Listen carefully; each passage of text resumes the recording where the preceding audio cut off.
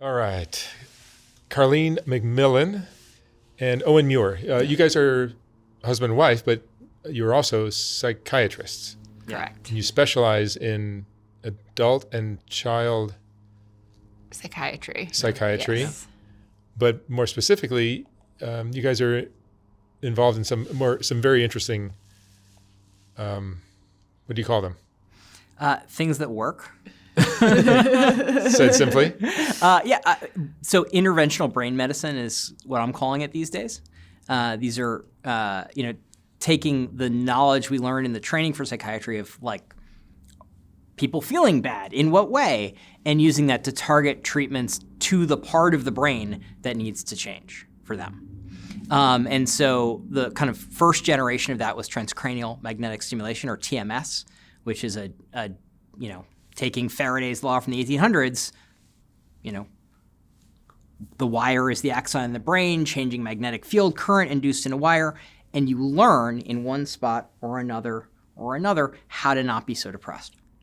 Can you explain TMS for people that are not familiar with it? Because to me, it sounds like the most exciting development for people that are depressed, or people. It treats more than just depression, right? It very much does, right. I did a video with a girl named Gwendolyn maybe 6 months ago from San Francisco, who came down and she describes her depression as like just debilitating, like suicidal as a teenager. Mm-hmm.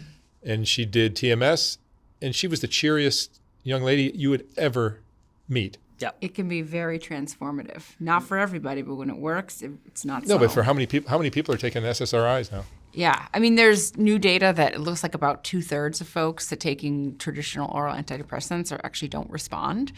So we're really going beyond what the sort of hugs and drugs of mental health. And all the crazy side effects from all those things. Yep, all the side effects. TMS doesn't have that because it's so targeted. And so we started in the 1980s figuring out, okay, you can take this magnet and you can create a response in the brain. Mark George at MUSC said, well, what happens if we take this response in the motor cortex and we move it to the front of the brain? And lo and behold, it seemed to do something. So there was a pattern of stimulation they used, and they did one treatment a day for 45 minutes because that's how long you could hold up the paddle with your own arm and have to duck it in a bucket of ice water to cool it off. And it was 5 days a week because that's how often the research lab was open. And then we just did that for about 20 years. Same thing. And we didn't change it. One session per day. One session per day. Takes a while. It takes relatively a long time compared to what we do. And it worked well enough, but it wasn't great. And it's not kind of a revelation to 6 weeks later have your depression be over. That can happen just because that's what depression does. And the real change, I think, is bringing together both the knowledge of where to target in the brain, and that's been work based on basically 100 years of neuroscience, but fMRI, which is a movie of the brain. So golf swing, right? You can't tell what's wrong with your golf swing, which is a motion thing, by x-raying the club, right? That'll give you some information, but it's static, and it's a motion problem. Depression is a motion problem in the brain, and we can see that in a movie of the brain over time with functional magnetic resonance imaging. No radiation, but it tells us how the brain is talking to itself. We then take a magnetic stimulator, and everything we learn is based on what we call long-term potentiation. But a flashcard, you see it, and you look at it a day later, and you'll learn the thing if you look at it enough days in a row, but it'll take a while. You look at the flashcard every hour, and you'll learn it faster. TMS works the same way. And so, shocker, when we change that pattern and we change the time between those stimulations, we were able to learn the lesson, which is get less depressed or less obsessed or less traumatized faster. And putting those things together, where in the brain, based on the movie, and how frequently and with what kind of spacing we can get people to remission of their depression or their obsession or their suicidality more quickly than anything we've ever done in medicine, in psychiatry at least. These are rapid acting treatments. In some cases, there are people who remit in a day. There are some people who remit in like day 2 or 3. Day 2 or 3 is actually the average. And this is just the first thing that we've done this way. There's more coming.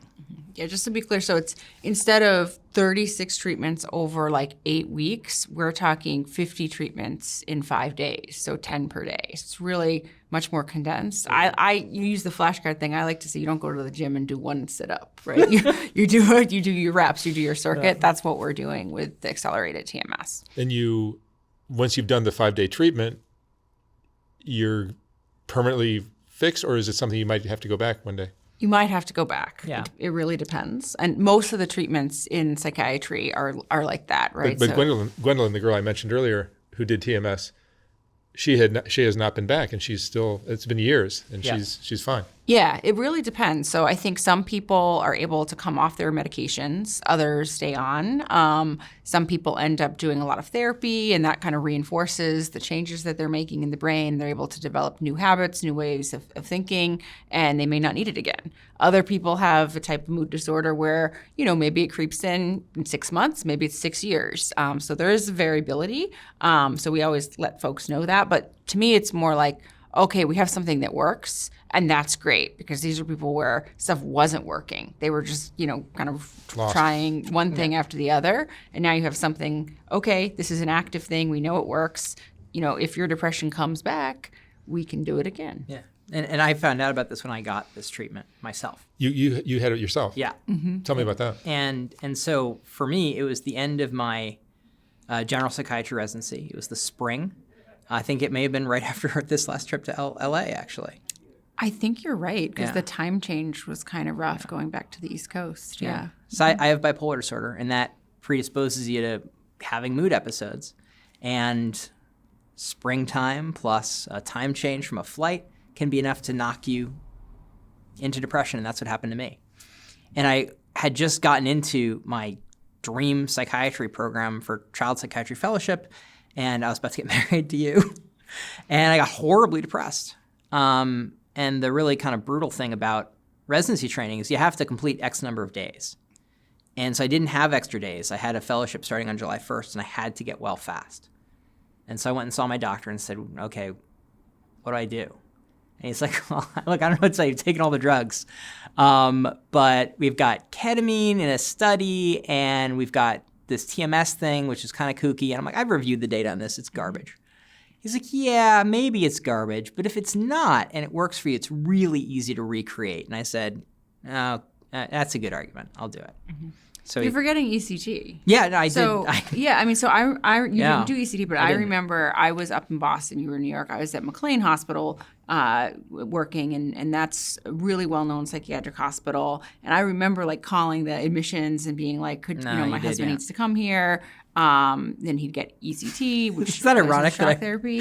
Forgetting ECT. Well, we forgot it pretty quickly because it wasn't going to work. It was not practical, right? You were finishing residency. You weren't at the point where you needed to be in a hospital. But your depression was debilitating? Yeah, I mean, couldn't work. It was, but not enough that you needed to take that much time and do the cognitive effects. One of the things with ECT is, you're going to get some cognitive side effects. You're going to get some memory problems, and it can be a little unpredictable how long it ECT lasts. is what?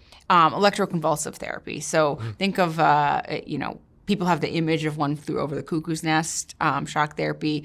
It is still an extremely effective treatment for depression, particularly psychotic depression, and it still has its place. But there are a lot of situations where it just does not fit into people's life and what they're doing. And for somebody that is a physician who really needs their memory and needs to be functioning, pretty quickly after a treatment, it wasn't going to be a good and just to be clear, that's very different from TMS. Yes. So that's using electricity. TMS is using magnets. How do magnets affect the brain? And so your brain it has neurotransmitters if you're a pharma company, but practically those are just doing kind of the last mile problem between neurons. Most of the communication is electrical. And so it's actually patterns of rhythms that are synchronizing or asynchronizing in the brain. It's like a band. Each kind of area of the brain is firing in a rhythm and syncing up with another section of the brain. And this is how the brain overcomes the energetic problem of trying to, when you see fish swimming in a school, they don't exchange notes in advance about when to turn left. right? Your brain is doing the same thing internally and actually between people. So I look at her and she nods, not because I told her to, but because our brains have formed models of each other inside themselves with these patterns of firing. And so we're dancing to this rhythm together. TMS changes that rhythm directly. You don't have to hear music to sync up. It's just going directly into those neurons and says, no, this is the rhythm. This is the pacemaker. This is the metronome. Sync to this. And then the rest of the brain does.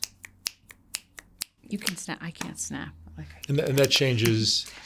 And that Depression, lets how? us change depression by, it's a cheat code. Remember Nintendo, like start, stop, up, down, left, right? There's a code to get from the surface, which TMS can stimulate, to those deeper brain regions that are out of sync. Right. And the out of sync brain region that we're using in depression treatment is usually the subgenual cingulate. It's a target when we do neurosurgery for intractable depression, we go right down into that spot in the brain. And there's a spot for everybody right here somewhere that you can see on that brain movie, the ideal spot for you, that is connected to that deep brain region. And you turn this on, and it turns that deep structure down, and that relieves depression. Because the pacemaker, which was basically out of tune with your experience, gets back in sync with what positive would be. Right. And they're saying neurons that fire together wire together. Right. So you're basically reinforcing these connections and telling the brain, hey, it's time to sort of start learning again. It's time to be active. And How does depression happen in somebody, in a young person? $1 million question. How does it not happen in this stage? And that's actually, I think, the more remarkable question. We're all getting through the day, and most of us aren't crippled by depression when things can be really dark. And so I think that resilience as a midpoint that we've evolved to live with, that's really the remarkable thing on a day-to-day basis, that we can go through the world and be okay. And I think people will, just like if you're, trying to walk on a bumpy path and then it suddenly gets even, right? Your gait is going to change. And what I imagine happens is our kind of emotional gait gets out of whack. And now we're walking on a flat road as if it were a rocky shore. And that doesn't work well because it's not the right walk for the right context. And so I think of depression as an adaptation to the wrong environment. And the same could be said for worry, anxiety, and even trauma. I think trauma is the best example of that. You have a huge thing that could have killed you, and now you're ready to not die, even though that's not what's happening, maybe ever again in your life. So the application for TMS could be much wider than just depression. Very much so. I mean, like already, when you're saying, when you're talking about trauma, that could affect addiction and alcoholism. Yes. Yes. We have addiction targets. There is actually an FDA-approved TMS protocol already for smoking cessation. We're using it in opiate use disorder off-label at Acacia clinics in Sunnyvale and in actually one of the early cases we published in Brooklyn was on a cocaine use disorder. Right. And this is actually kind of a good example of there's no current established like effective treatment for cocaine use disorder. You're in the woods. And a person came to me who was a physician. He said, I've been using cocaine. I need to stop. And what you think when you're getting this brain stimulation matters. It brings the neurons in your brain closer to firing, and that means the brain stimulation becomes more effective because we get more neurons per pulse. And so for him, he had to be craving cocaine before with the target we used, and then when he was getting the stimulation, telling himself the story of why he wanted to quit. And it got harder and harder over the course of those 13 treatments to get him to crave. And so our technician, who at the time was also a psychologist, took him to the place where he used coke, which is a local club, bar, right? and watched people blowing coke in the bathroom of that club. Get him 10 primed. minutes from the office, came back, got that final treatment, and he never used again. Yeah. Yeah, I think it's also important to think of TMS as like a class of treatments rather than being for a specific disorder. Like we have pills, and some pills are for anxiety, some pills are for psychosis, some pills are for ADHD. With TMS, it's just a way of stimulating the brain, and depending on where you stimulate, you can get different results. So different you protocols. could affect ADHD. Yes. So yeah, I mean, so there's different Eating protocols, disorders different too? studies. I don't think ADHD is more in research, right? So most people, if you're going to go to an office, gambling, shopping, whatever. Yes. Yeah, addiction. So there's Addiction. definitely an addictive circuit. There's a specific TMS helmet and specific protocols, OCD, depression. Those are kind of the big ones. People use it for bipolar disorder. Areas that are more experimental would be like ADHD. There is even like a study for psychosis. I have a patient who was in a study who had really bad chronic auditory hallucinations for many years and had tried many different antipsychotics. And of course, those had a lot of side effects. And then went to the study and the hallucinations went away, and quite a few months later, they're still gone, and the dosing of medication that they're on is much, much lower. So, and what's great about TMS also, there's no drugs. That's right. It doesn't mean if you're on some medications and they're working for you and all that, you can stay on them. You don't have to come off of them. But a lot of people find they don't need as much or any. A lot of this work comes from what's called the Human Connectome Project, which is run by a doctor named Mike Fox and others. My colleague Sean Siddiqui has done a lot of work on that. And they took essentially a bunch of people who had strokes and then saw what happened with those strokes and overlapped all those brain scans. Well, this part of the brain is gone, this part of the brain is gone, this part of the brain is gone. And in all of those people, they have a problem with addiction now, or they have a problem with mania, or they have a problem with depression. And so they were able to map by overlapping one lesion over another, if all these damaged areas in the brain all lead to the same region, maybe that's the same network. And so that let us go from imaging data of the brain to plausible targets, and then stimulating those targets with TMS is one way of changing those circuits. And so what we're seeing is even when we have a new case where no one's ever been treated with brain stimulation for this before, we still have this data from the Human Connectome Project, which lets us come up with a rank order list of things that might help. And because it works so quickly, we can actually adjust rapidly what we're doing based on how that person responds, even in day 1 or 2. And so a degenerative brain disorder like progressive supranuclear palsy, which is a Parkinson's plus syndrome, even the balance changes. And we can measure that. Dr. Nolan Williams just published a study called the SHIFT trial, where they were able to change hypnotizability, which is a cool and unsettling. It's deeply both, unsettling, but it's very cool. Your ability to be hypnotized. Yes, which is a trait. Like some people are Easily hypnotized. Easily, and others are not, and maybe take pride in that either way. And with this study, it's showing that you can actually modify that, which I think is a good proof of concept, but also, yeah, it's unusual. It's so exciting. Yeah, it's very, very, very exciting. Very exciting. And a lot of people don't know about it. It's just not talked about as much as it should be. This is approved by the FDA? So it is definitely approved for depression, OCD, and smoking cessation. Again, specific protocols. Anxious depression also. Anxious depression, and then very excitingly, last year, the SAINT TMS protocol, sort of accelerated neuromodulated, fMRI guided. Yeah, I can't ever. Stanford remember. Accelerated Intelligent Neuromodulation Treatment. SAINT. Great brand name. Was FDA cleared. All devices are cleared, not approved. But yes, the FDA said this is acceptable. So those are all good to go. And then some of these other things that we're mentioning are off-label or as part of research studies. So insurance won't necessarily cover it. So insurance covers, I mean, just because something's FDA approved or cleared doesn't mean they'll cover it either.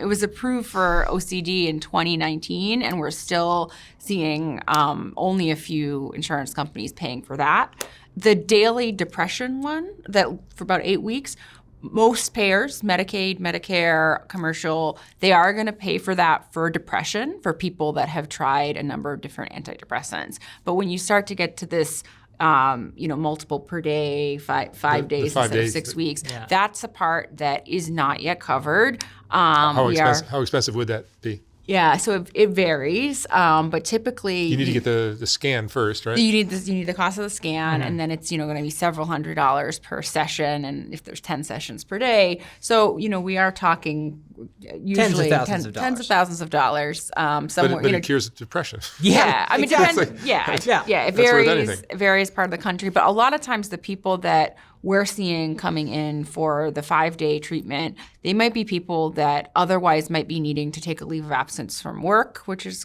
costly, or going to private pay residential programs that are more expensive. $60,000 a month to do nothing. Yeah, and then there's some actually something, employers that are called self-funded when they pay for their own insurance. Sometimes those employers are actually willing to pay for their employees because they want that employee to be working, and so for them it's worth it to pay for those 5 days. To put it in context, I was having this conversation with a medical director of a major plan this morning at 6 a.m. As you do. Like you think do. that was an unusual morning. It's not. It's not.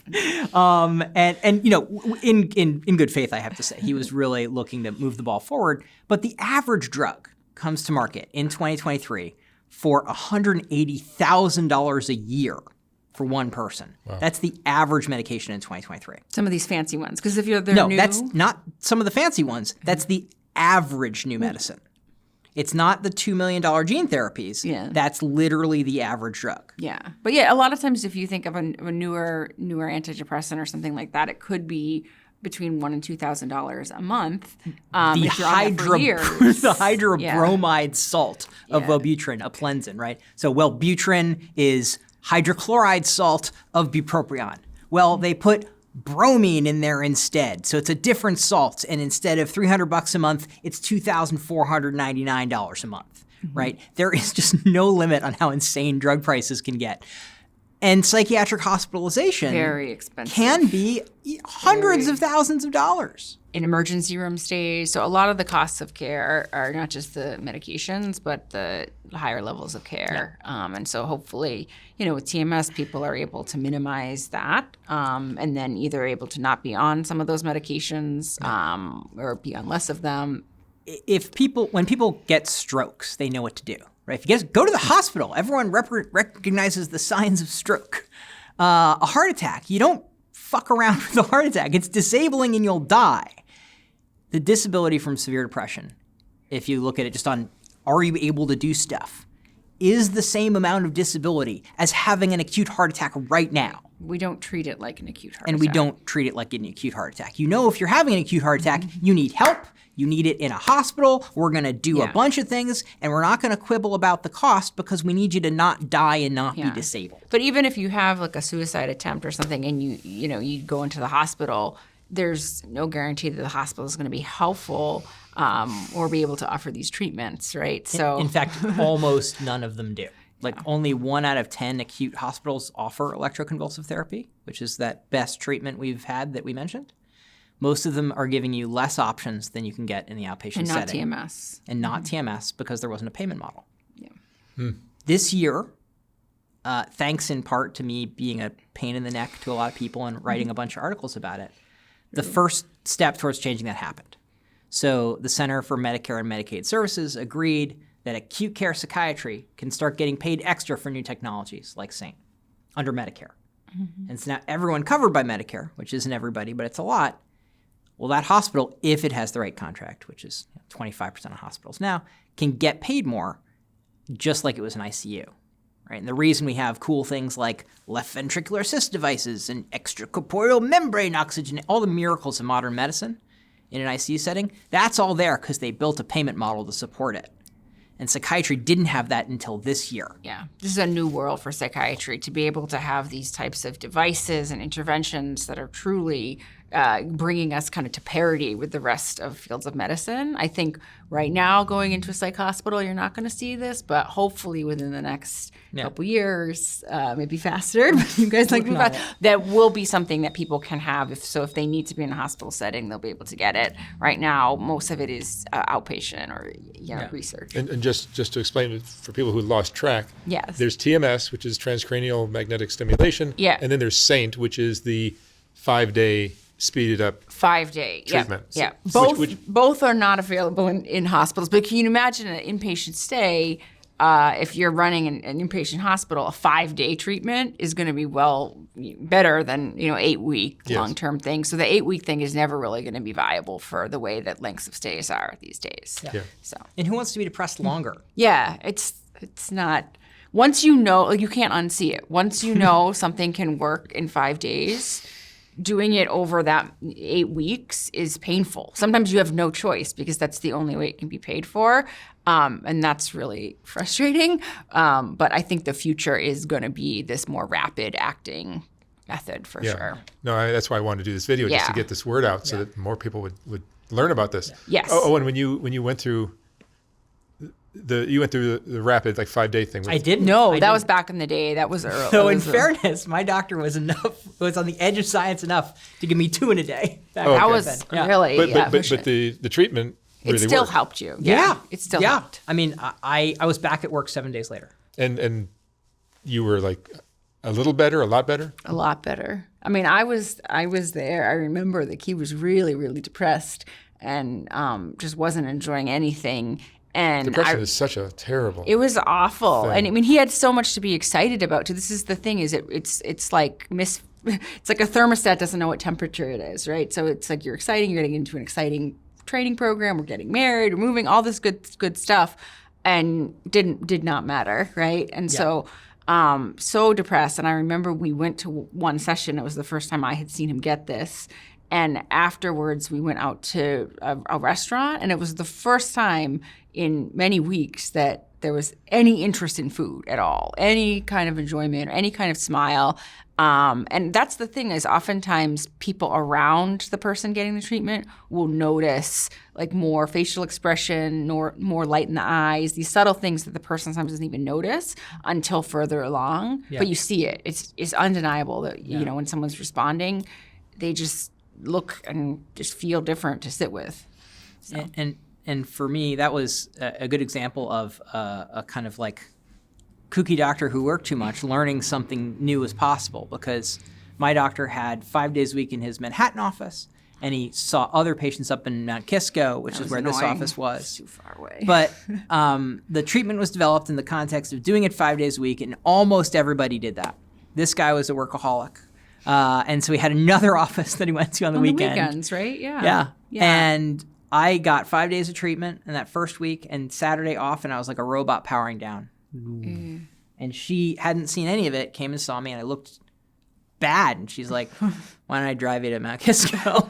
Yeah. And actually, I think he opened... It's like plugging the phone in and getting the juice again, and the phone comes to life, right? Yeah. I mean, that's how and that's the other thing about TMS that's nice is that people, if they are able to work and go to school and things like that, they can do this, and they can just take a little time out of their day to do that once a day. And a lot of places are open nights and weekends because of that.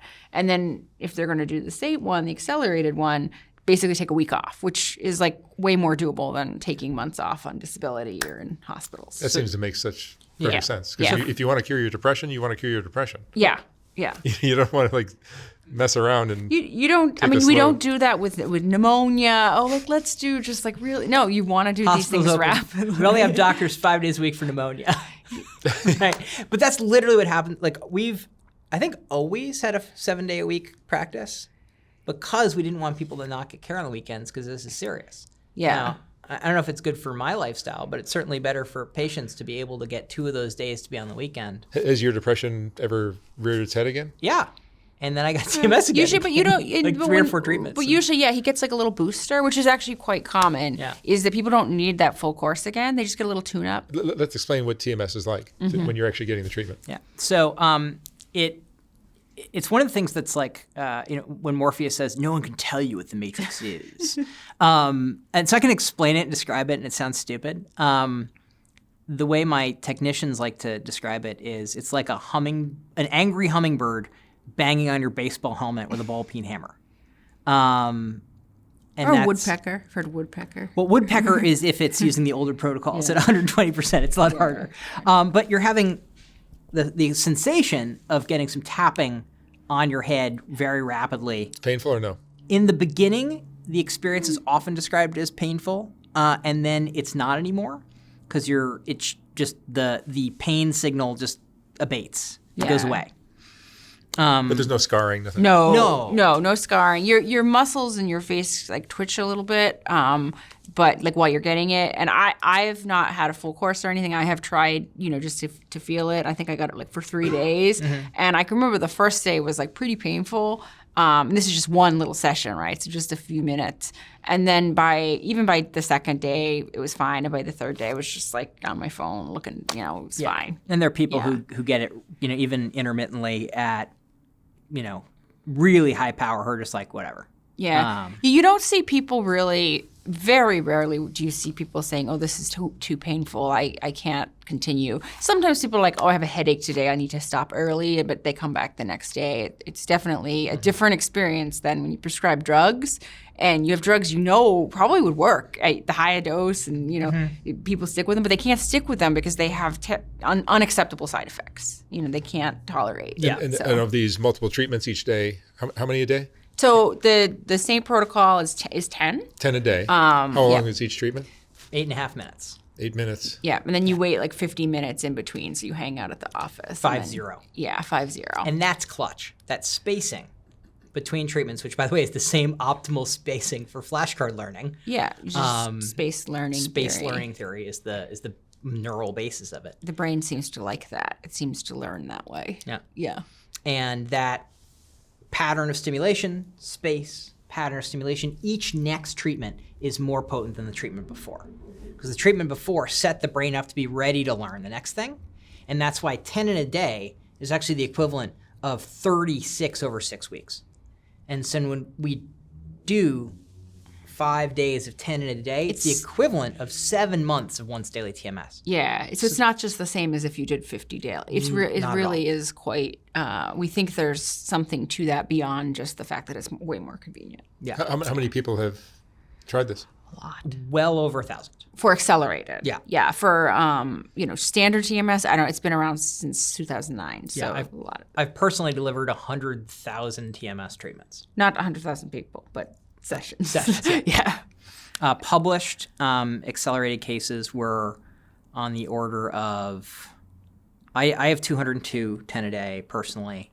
My colleagues at Acacia have published probably about 300 now, and there are about 300 more we haven't published. And there are, of those, I think, there are about 200 that are not neuronavigated, another 200 or 300 all told. So 500 unpublished that are. Have there been negative, things that have happened? So in research, we refer to these as either severe adverse events or treatment emergent adverse events, which aren't as bad. The worst side effects are seizure, right, which happens very rarely. And has never happened with accelerated treatment. That we know of, that's been reported. Never been published. Yeah. Among Stanford, Acacia, and Vermont. But if a seizure started to happen, you would just turn off the machine. Yeah, you just turn off the machine. So I've seen 5 seizures happen in my career. Those were all once-a-day cases. But nothing. Right. We induce seizure with ECT as a treatment. Right. Yeah, and so people that have like an ongoing seizure disorder, this is not going to be a good fit. The most of the time, we'd use inhibitory treatment. Well, yeah, there is a special protocol neurologists can use to treat seizures. But when we're talking about an undesirable seizure, oftentimes these are people who maybe are drinking quite a bit of alcohol or using benzodiazepines and maybe in mild withdrawal, like maybe they didn't drink or have the med they take the night before, so their brain is a little bit more able to be provoked in that way.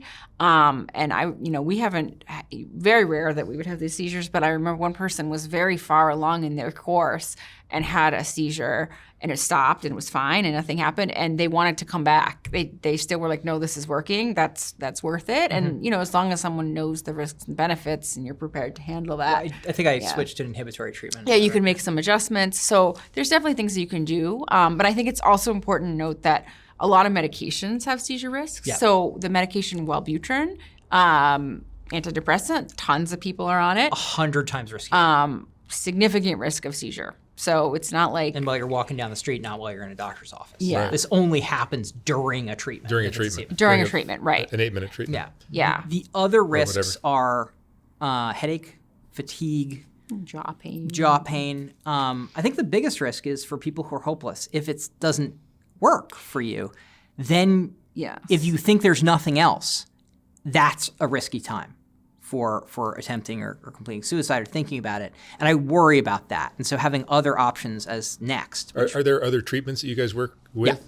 Like what kind of stuff? So esketamine is an FDA-approved treatment. That's an intranasal version of ketamine. There's Otherwise known as Spravato. Spravato. Yep. Janssen makes that product, and that has a MDSI indication, major depressive disorder with suicidal ideation. That looks like it works in about half of people, but it doesn't matter whether TMS worked or not for whether it's going to work. So as a next line treatment, it's great because it's likely to work. And it didn't matter if TMS worked or not. It doesn't predict non-response. Some people aren't great candidates for, a ketamine type of product. Intravenous ketamine or simic ketamine, the mixture of left and right-hand ketamine exists. There are other TMS targets, right? And so sometimes you start here and then you try here in the middle. We're working on a transcranial focused ultrasound as a next generation brain stimulation treatment. And that has tremendous promise. And psychedelic medicines exist and are going through trials right now. There's reason to be hopeful, right? Yep. So you have things like COM360, which is a psilocybin thing coming down the pike. DMT, 5-MeO-DMT, LSD for anxiety has a 0.88 effect size, which is like making you 3 inches taller if it was a height medicine. Dr. Williams, also of Saint fame, just published on ibogaine in veterans with brain injury, depression, anxiety, and trauma, and 100% of the patients in that study with no blinding had remission of their depression with 1 dose of ibogaine treatment. And then you also do have ECT. Ibogaine is not legal here. No, it's not. These are all clinical trials and all that. But yeah, sometimes people, might go on to get ECT. I also would say, like, there's some people that have had TMS maybe 5-10 years ago. Maybe they had an older protocol. And so sometimes we hear people just be like, oh, TMS does not work for me. And then you find out what they had. And it's like the field has evolved. So we usually encourage those folks to give it another go with these more modern protocols. And then I think the other thing is, like, more is better. And so sometimes you have somebody who is just, it's going to take them more to respond. And so maybe they've had 50 treatments and there's not as much response as you would want, but you keep going and then they do get to that response. It's pretty rare to have zero response. Sometimes if there is zero response, you do wonder, is there like personality style things? Is there going to be like really intensive psychotherapy that's needed or other types of external things that need to change about the person's life? But if you're talking about like depression, it's, we're really able to be creative and figure out how to get somebody well in most cases. Yeah. And just a couple times last week, the GammaCore device, which is an external vagal nerve stimulator, right? It's just sine wave to your nerve in your body that controls relaxing. I had somebody who got a week of accelerated treatment to here, didn't do enough, a week to here, didn't do anything, got a little bit worse, gave her the nerve stimulator just to hope it would help with her anxiety, and her depression completely remitted in 3 weeks. Yeah. And I'm just like, Yeah. what? Really? And I'd heard of this happening, but I wasn't expecting it because my being hopeful or hopeless isn't a great indicator of whether it's going to work, right? The data says it might work, so you should try it. And it did. And so I didn't say, yeah, you're a hopeless case. I said, let's try this next thing. And I think that holding on to the hope from the data is what helps get me through the day, because the hopelessness that I feel, that's a resonance from the person and their suffering. And so we get to feel what our patients are feeling in a way that gives us information, but shouldn't guide us to be hopeless. Right. That's not the right answer. It's pretty rare to feel hopeless about the folks that are coming to us, Yeah. I think. And some of it's just diagnostic complexity, figuring out just a broader understanding of the person, and then you can figure out what's going to work for them. So it's pretty rare that it'd be like, wow, all hope is lost, right? Nothing to do for you. Yeah, You should just give up now. It's pretty rare, to be honest. And that would be, probably that would be diagnoses that are well outside what we're normally taking care of. And honestly, a lot of the time what we end up seeing is the depression will lift and there's another problem. So I've sent 47 patients now in the past 3 years to rheumatology because it turns out they had an underlying autoimmune condition. And the treatment so the depression goes away. Yeah. And then something else kind of takes center stage. And what typically will you see? Well, you still have, I mean, the depression's gone, definitely. Yeah. But the brain fog only for 2 hours in the morning Weird fatigue is that still kind of stuff. there. So it wasn't depression doing that. And your joints hurt. And didn't you tell me you also had the whole episode of diarrhea last year? And wait, 3 years ago you had colitis. And let me check your joints. Yeah. Oh, But they you just were have- not focused on it before, right? And so then Well, they were you- too depressed. This has been from what treatment of depression? Even with TMS? I mean, with TMS or It any. hasn't. Yeah. Sometimes it cures the TMS, it cures the depression, but then it'll be something else. is remaining, right? And then that may be something that you need a medical specialist for, like a rheumatologist. It may be something that needs to be worked out in therapy, right? But you're going to start to, and then I think there is a risk to it working. There's a risk to feeling well. A lot of people's identities are very wrapped up in this sick role, and their depression feels part of them. And then to not have that, it can be frightening. It can be sort of existentially scary. It's a huge head fuck. So I think I see that as a risk, right? And then people start to have expectations for the individual, and so we shouldn't underestimate that that's going to be like, you might feel really different than you know who you thought you are is like not that was a state and not a trait. That can be really quite a lot. You're gonna have different problems. Yeah. Like, we're not gonna solve your problems. It's gonna be different. One of the things we've seen, not commonly, but we've seen a couple times, is we've seen marriages end because people have been together for maybe 20 years. One partner is depressed and the other isn't, and in a caretaker role. And when those dynamics shift rapidly and nobody was expecting them, it changes roles in the family, and sometimes people realize that the couple that was great when one person needed constant caretaking doesn't fit anymore. and Or jobs. People leave jobs. Dead end all the jobs. all they the time. hate the, But that's so interesting that people would get divorced after getting better. Yeah. I mean, people will just make a change. It's like a catalyst for making some kind of change in your life. And so that has risks and benefits, and that's just, kind of pushing someone towards that next step. It's a little opposite from psychedelic treatments, because with the psychedelic treatment, you kind of get the slideshow or the fireworks. Like, there's a big thing that's happened. Wow. And now you can kind of use that as a pivot point in your narrative for your life. For accelerated TMS, it's boring. Yeah, people aren't saying, that they had this spiritual experience during it, but Nothing it changed, it makes but them want to everything. find that in life, like seek that out, whereas before they felt there's no point to it. So We had one of our early OCD cases. He said, again, nothing really changed, but I quit my job and I got a new partner, and I don't feel like killing myself anymore. And so now I'm doing this other thing. I guess a lot of things, like everything changed. Yeah, and therapists really like it. So we work with a lot of therapists, and they love TMS. They don't feel threatened by it at all because it makes the therapy go better. It makes them more interesting. They have more stuff. We used to run a lot of groups, and I remember one person was getting TMS, and I don't think they'd shared that with the group. And they really weren't a very participatory group member before, and they started to participate, and people were just like, what's going on with you? You're like, the star group member now. And it was TMS that had just led them to be like, I can now participate. It's such an exciting thing. Yeah, it really is. There's going to be a boom if we get TMS out there in post TMS. What the F to do with my life now group, Right. which is not a trivial problem.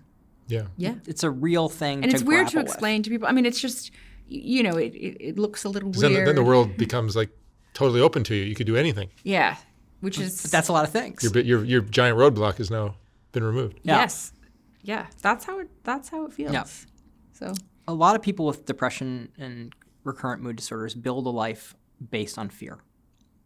And so they're making conservative choices about who to love, what to do, based on what if the depression comes back? What if I get so disabled again I can't? And so they'll make choices based on, well, if I'm limping, I can probably still get through this program or this job. And so I'm going to do that.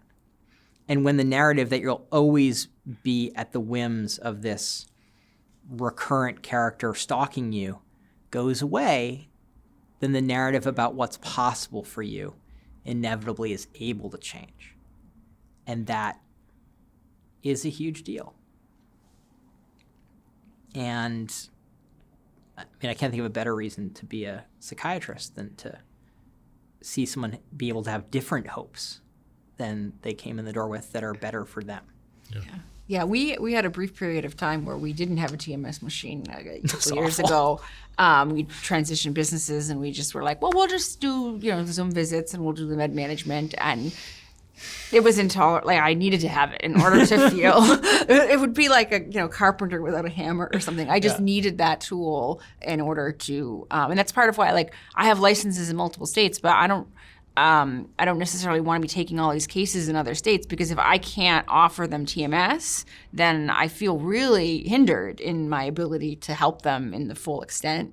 So once you have that tool, you really want to be using it. Yeah. Can I change the topic a little bit and ask you guys what made you want to become psychiatrists?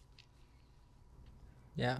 Kurt Cobain in the 90s. Yeah, I mean, when I was in middle school, my favorite band was Nirvana. It was the first band I really liked. And then Kurt Cobain died by suicide when I was in 7th grade.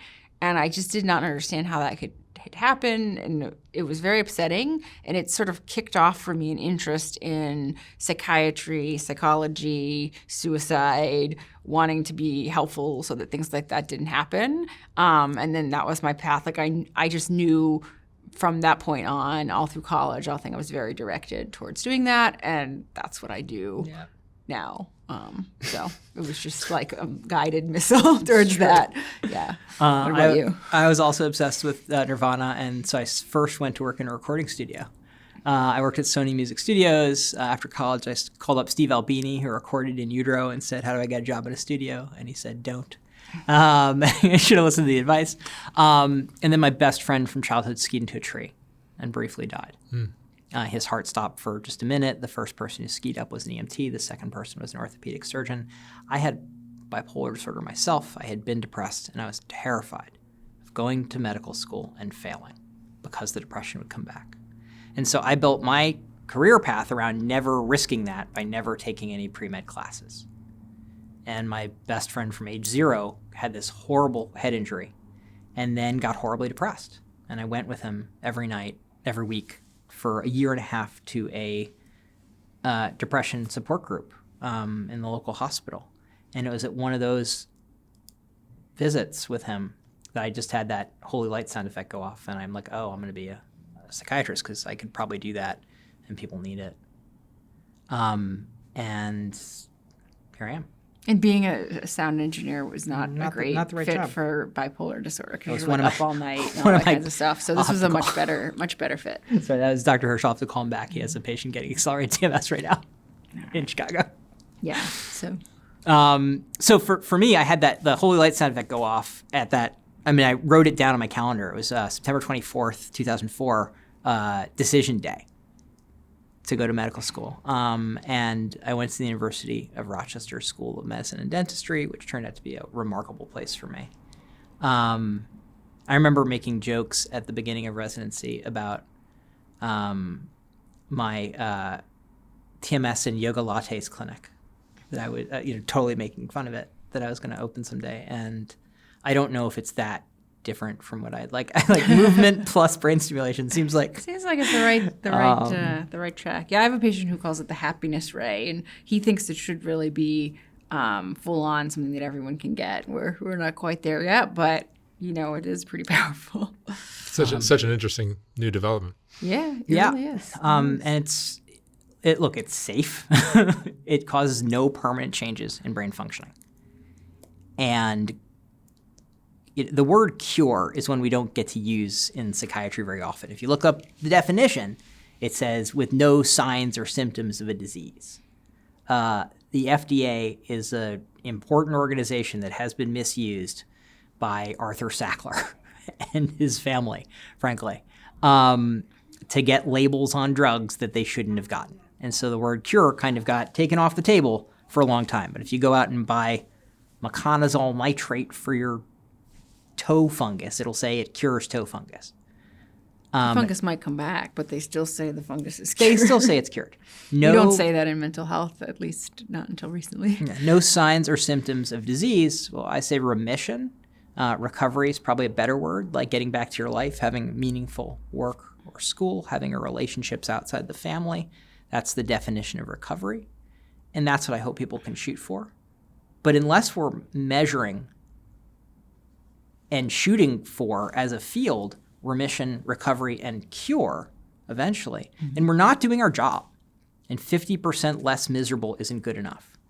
That was the measuring stick we used to measure cognitive behavioral therapy, to measure SSRI medications, and a lack of ambition poisoned our ability to understand what a cure might even be for the greater part of a century. And that's changed. And that's awesome. You know, I don't use the word recovery very often because I find that some people, they don't have a time where they weren't feeling miserable, and they've had traumatic childhoods, and they just haven't had a time where they're happy. So for some people, yes, they were happy and then they were not. But for a lot of people, recovery doesn't really resonate because it's like actually they're feeling a new way of being. Yes, they're feeling well, which is not a state that they had felt before in any meaningful sense.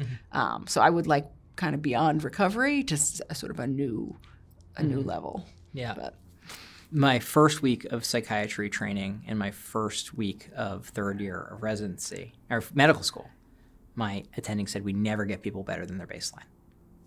that's bullshit. But it's not true. Like, it's just, he was wrong. That's sad. That's sad if that's the way that it is, because that's not true. Yeah. Sometimes you can. Yeah.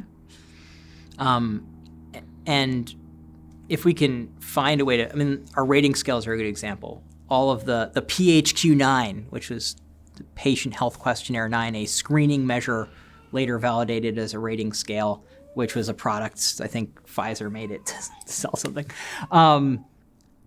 That has as a time scale 2 weeks. And so even the question of how do you measure depression that gets faster on the time scale of days and not weeks is not a trivial question. Because all of the rating scales assume it can't be that fast. And so some of the work that I do is around artificial intelligence and identification of symptoms using AI. And so right now I'm doing work with the NIMH funding to look at a side effect called tardive dyskinesia, which is a side effect from antipsychotic meds. And we're using AI to see if it can pick up that side effect. Earlier. Yeah, so people don't get disfigured with a movement disorder that nobody needs to have forever as a side effect from a drug they probably, if with depression, didn't even need if they got to this treatment first with TMS.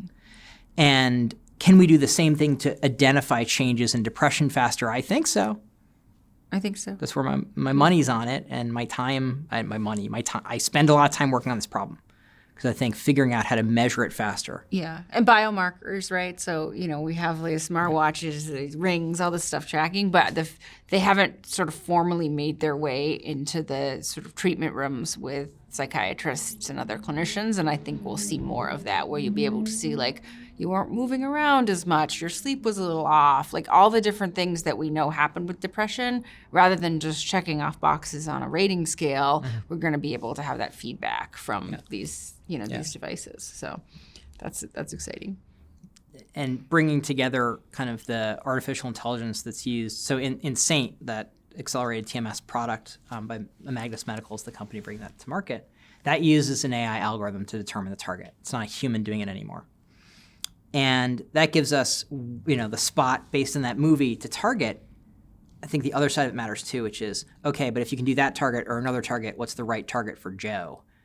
And I think that's another AI algorithm that's going to need to tell us, okay, based on behavior and what we see of you and what you're telling the world through words, motion, really subtle stuff, we can pick up in voice diabetes. That's wild. I still think that's wild. These studies showing, and voice picking up depression, all these different things. Yeah. So we have biomarkers for Parkinson's based on how fast you type. You can pick up bipolar disorder in Dr. Olu's research. And so using all those different measurable things, figuring out what to target, for whom, where, when, and people don't have to wait. They don't have to wonder. And that's the future I'm looking forward to, where we can identify people who are suffering in what way and fix it for them in a way that is tolerable, safe, effective, and fast, so they can get on to more interesting problems in their life, because there are plenty of those. Wow. So interesting. Welcome to the future. I'm glad you think so. I'm glad you've been, so interested in this. It's great. I mean, I just think all these anxiety and depression drugs that everyone seems to be taking now are just, it's so frustrating for me. They're not good enough. I mean, they're, if they're working for you, great, but they tend to be pretty underwhelming. And the folks that, like, by the time you're seeing one of us, But the way the doctor is just like, here, try this. Oh, or that didn't work, try this. Yeah, it's not. They're dangerous drugs. Too. It's not great. I mean, it's like the chances, like, okay, there's people out there, they're going to get Prozac, they're going to get better. But if that didn't work, such diminishing returns of just trying one after the other as though like the 10th one is going to magically work. Yeah, but like this girl, Gwendolyn, that I mentioned earlier, she was trying all these drugs and getting nowhere. Yeah. Tried TMS. Works. And she was cheerier than all three of us together. Yeah. And seemed like she's permanently that way. Yeah. No, I mean, some people, we 27 med trial, like, it's not uncommon to see massive medication trial history where they've got nothing to show for it except feeling miserable. And these are the types of people ending up in the trials for TMS. So it's not like the trials are cherry picking for like people with more mild depression. No, they're picking the people that the normal stuff wasn't working and they're getting better. So I think we want to get to the point where it's used even earlier than it is now, right? Because now you still, if you're going to use your insurance, you're still going to have tried different medications. But we really think that it should be earlier in that line than having to go through that multiple step process. The standard now is that you're forced to take a medicine that makes more money for a kickback for your health plan. First, that has a vastly lower likelihood of working. And even if it does get your depression better or even to remission, well, now you got to keep taking it, because the withdrawal from those can be significant if it's not tapered incredibly slowly. And so the thing you try first matters, because if it works, it's a heartbreaking choice to try something else and risk depression again, or obsession, or worry, or whatever it is. And if it doesn't work, well, then you just wasted a lot of time. Very demoralizing. Yeah. Very demoralizing to keep trying. Because you might think you're broken. Yeah. And it may just be that our decision-making is what was... Yeah, we don't say that people fail, like, oh, I failed this treatment. No, the treatment failed you. The pills failed you, not the other way around. All right. Can I tell you my favorite treatment emergent adverse effect? Sure. I had to check on this. She said, well, my face hurts because I was smiling so much this weekend and everybody noticed it. And this is a person I'm following up on after. Risk of facial pain from smiling? That's pretty good. And she was a Saint study patient. And so I Who was actually depressed. Well, not anymore. You're right. No, but had been depressed. Yeah. And I actually had to call the study sponsor and say, is facial pain from smiling too much something I have to report to the FDA? That's a new one. As a treatment. I'm like, risks may include smiling so much it hurts, right? And I've just never had to say. Sounds like an SNL skit. It does. But it was a real, the answer was no, by the way. I didn't have to report that. Great. That's wonderful. But it may have been more meaningful if I had, right? We set up a system to never capture the great things, right? We're not capturing treatment emergent remarkable experiences. And we're not set up to do that. And maybe that's our own failing of imagination. That's a great way to end it. Carlene and Owen, thank you so much. Thank you. Super interesting. I'm so glad you guys came down and did this. Yeah, thanks for having us. This was fun. Yeah, we were up in the Bay Area, so it was easy to pop on down. Yeah, I hope the world adopts it and it takes off. I hope so too. Thank you so much. Thank you. Bye.